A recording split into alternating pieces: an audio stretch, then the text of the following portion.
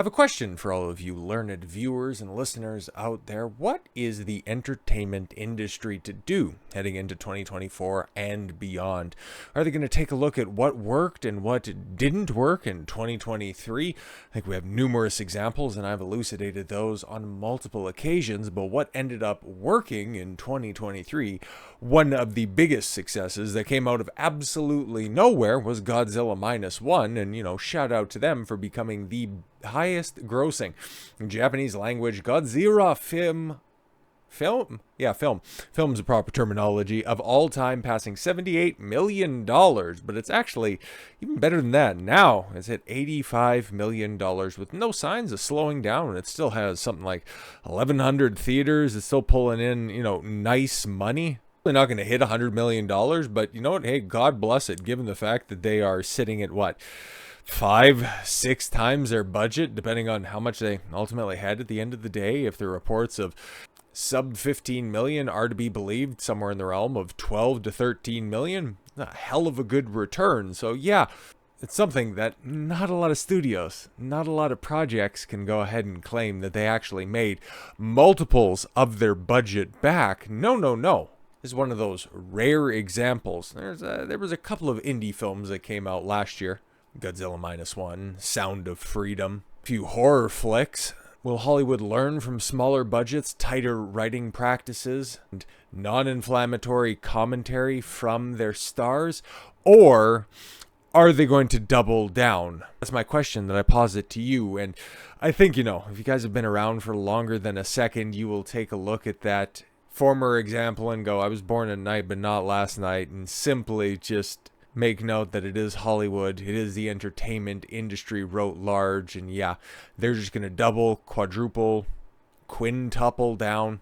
Because you've seen the recent news in regards to Star Wars that now we're just going to delve deep into the feminist talking points, which, wow, thought you have already been doing that, but only a keen eye would be able to pick that out. But now that it's becoming so overt and obvious, everybody's going to have a specific point that they can directly address. I look forward to all the misogyny and sexism arguments that come out of that belabored production process over the next couple of years. But somebody who's definitely got the homophobic and a racist cards covered, well, that would be good old Doctor Who, because, oh my God, we've looked at the numbers, okay? We've assessed all of the different metrics that you can look at in order to run a reasonably thorough autopsy on this poor franchise, and, well, the writing's just not up to snuff. Has very little to do with the actors, even though some of them are just mailing in their performances. It all just comes down to the writing and what's being said outside of the confines of filming locations. The same thing that crippled the Snow White box office when that thing eventually, or if it eventually does come out. Rachel Zegler already pronounced that one DOA, and Russell T Davies decided to do the exact same thing for his Doctor Who grand return with the rarely watched 60th anniversary specials and the bi-generated Doctor's maiden voyage. Nobody cares. Nobody cares because, once again, somebody put ideology ahead of storytelling, and we have how long of a track record of that being unprofitable at every single turn? But no. These people, what do you mean these people, will never, ever learn until they are failed completely out of the business. Thankfully, we're getting to a point in time where that's starting to seem maybe a little bit more likely than it did in previous years. So we have the BBC hitting back at complaints about transgender Doctor Who character. Oh my God, you're going back to what, that end of November special that came out? Like, there's so many other problems. Okay? And it was more or less the heavy-handed messaging as opposed to the transgender character. Yeah, that was shocking, and people were wondering, it's like, wow, that stunning and brave, beautiful woman can sure as hell move a lot of packing boxes in one trip, or just being taken out of the narrative for every other line needing to be a reaffirmation of how stunning and beautiful Rose was. That was a big takeaway from that. But instead of learning and course correcting, if you want to keep all of those elements in there, that's totally fine, man. You just need to write them appropriately. You don't need to make their intrinsic characteristics central to their character. They can be complementary. That's the way that things used to work. You used to have black characters, Asian characters, female characters, male characters, white characters. Heaven forbid we have those anymore. You just have them in different roles and different archetypes in the stories that we used to tell, but no, that's an anachronism. That belongs in the past. Now it's all about proudly celebrating diversity, and oh boy, it's not going to end well, is it? BBC has brushed off complaints from Doctor Who viewers because they're not true fans, right? Who argue that the inclusion of Yasmin Finney's transgender character Rose was inappropriate. Yeah, because if you also couple that with some of the statements that Russell T Davies was making about that first special, The Star Beast, it was supposed to be aimed directly at children. Oh, interesting. So you want to push the message on to kids with your heavy-handed tactics. Interesting. The British broadcaster received 144 messages from disgruntled viewers, strongly worded messages, about Heartstopper star Finney's appearance in the Star Beast special, with some arguing it was anti-male. Sorry, what? No, that was the writing in general towards the end when you had Donna and Rose talk down to David Tennant's 14th Doctor, saying that was something, giving up power was not anything that a male-presenting Time Lord would have the ability to do, and just simply every opportunity that they could take to shit on the legacy character of Doctor Who, of David Tennant, the most popular Doctor's persona and characterization, that would be the anti-male part. The whole transgender thing, it's like, yeah, there's bigger fish to fry on this one. And yeah, it would be more noticeable, and it would definitely be something that you could go, yeah, it's kind of a strange inclusion there if this was, 2018? I'm not saying that this isn't something that you should push back against. I'm just saying that there's more few problems with what's going on. In an update on the complaints responses website, the BBC said, as regular viewers of Doctor Who will be aware, this show has and will always continue to proudly celebrate diversity and reflect the world we live in by having over-representation of your protected classes. Very interesting. We are always mindful of the content within our episodes. Clearly, you're not, because, okay, if you have a subsection of quote-unquote fans sending in disgruntled messages, clearly you don't give a shit what your content includes or what people, the viewers, ultimately care about, because guess what? 1 million people, just about 1 million people dropped off from special number 1 to special number 3, and we don't even need to mention how abysmal the debut ratings for Doctor 15 were. Keep on playing your identity politics card. It's been working out so well for you. Star Beast special was watched by more than 7.6 million people last month, meaning the complaints made up a tiny portion of the audience. And then you take a look at the commentary around that for the people that didn't even bother to mail in complaints, type out complaints to the BBC, and you'd realize that thing was received about as well as the 13th Doctor's heavy-handed messaging.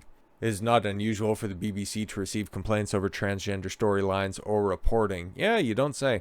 Finney features as the daughter of Sean and Donna in the 2023 specials. Her family supports her transitions. Yes, of course, every single opportunity to support and reaffirm Rose's decisions were taken, and were not very subtle at all. Subtle with a capital B. Is depicted by writer Russell T Davies as still coming to terms with her pronouns. Yes, and another central show-stopping, immersion-breaking plot point.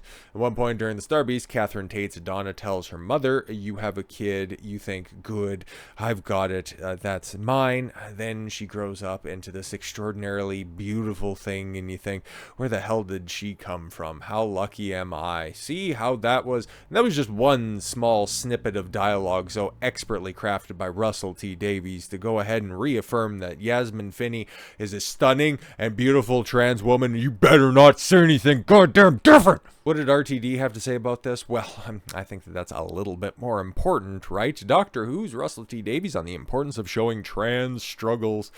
For as much as Doctor Who's first 60th anniversary special, The Star Beast, was a celebration of the old, it wasn't. It really wasn't. It was just another episode in a long list of franchise-ruining outings. It didn't pay homage to anything. It, in fact, desecrated one of the most beloved storylines in the series' history, with the Dr. Donna being totally and completely undone. But yeah, homage, desecration, tomato. It was brought plenty of new with it, including Heartstopper's Yasmin Phineas Rose, Donna Noble's trans teenage daughter. But for as important as Rose became in the episode for showrunner Russell T Davies, it was equally important to show the realities of her existence as a young transgender person. Yeah, that right there, okay, that professional mover in the making is supposed to be 15 in that episode. Not exactly great casting, but okay, you can't win every battle. Early on in the Star Beast, as Rose and her mother walk home, a brief scene of a young trio of boys on bikes, all white boys, by the way, very strange, accosting Rose, catcalling her, as well as dead-naming her, saying, "Oh my God, calling her Jason." Oh my God, a fictional character going through terrible problems like that. Oh my God. But that was probably the most accurate and fair representation of what a supposed trans person goes through on a fairly common basis. Somebody using their former moniker. Oh my God, that is akin to mass self-deletions, right? That's what we hear all the time. For as immediately shocking as it was for a show like Doctor Who to explicitly showcase such a moment of abuse, that's interesting, because I thought, according to the other article, that the BBC is used to having a diverse representation. They care about their content. It shouldn't be that shocking if they do it all the time.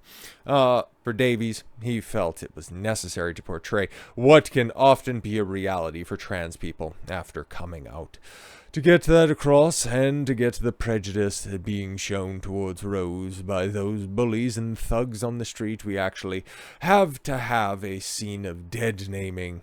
Is that a good thing to do? Is it a wise thing to do? Is it a difficult thing to do? I personally think we should stare into difficult stuff like this, but equally, what a nice, easy life I've got, and I'm ready to be told otherwise. Fantastic stuff. That gives you a little bit of insight as to what you can expect when Doctor Who returns in May. In May of this year with good old Ncuti Gatwa. And if the words of the companion, what's her name? Millie Gibson are to be believed, many more topics such as this are going to be so ham-fistedly addressed. And oh boy, as bad as the ratings were, 4.6 million viewers, the overnights for the Christmas special, when you compare and contrast that to the 2017 10 million viewers that were out there. It's a dead franchise, guys. I really do hate to say it, but sometimes you just have to reconcile with reality, something that Russell T Davies and the current cast of characters over at Doctor Who are having an awfully tough time dealing with. So with all that said, thank you all very much for the gift of your time. I've been Don Consuelo. I want you to follow your gut and get after it. Take care, everyone.